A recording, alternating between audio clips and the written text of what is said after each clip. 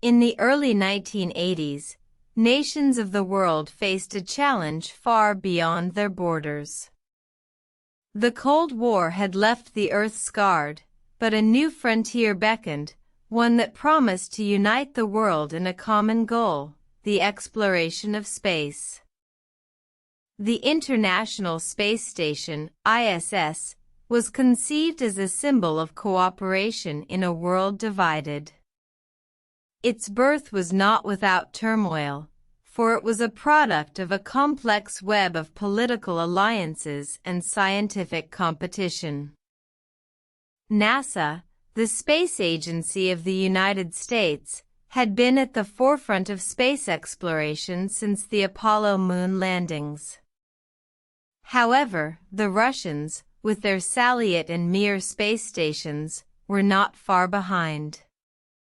The race to dominate space was intense, but a shift in political winds brought about a new approach.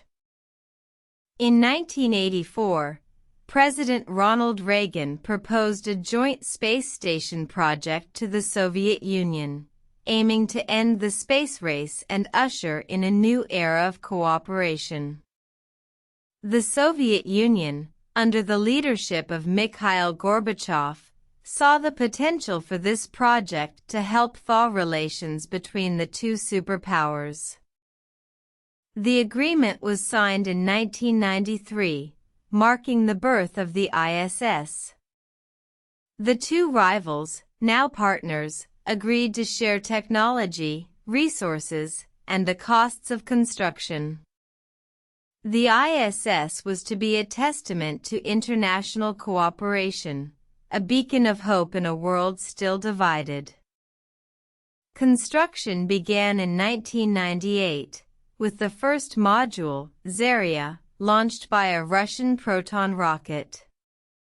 Over the next few years, the ISS took shape, with modules from the United States, Japan, Canada, and other nations added to the growing space station.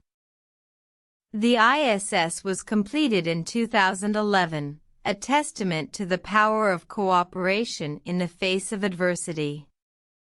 It has since served as a home for astronauts of various nationalities, conducting groundbreaking research in areas such as physics, biology, and astronomy.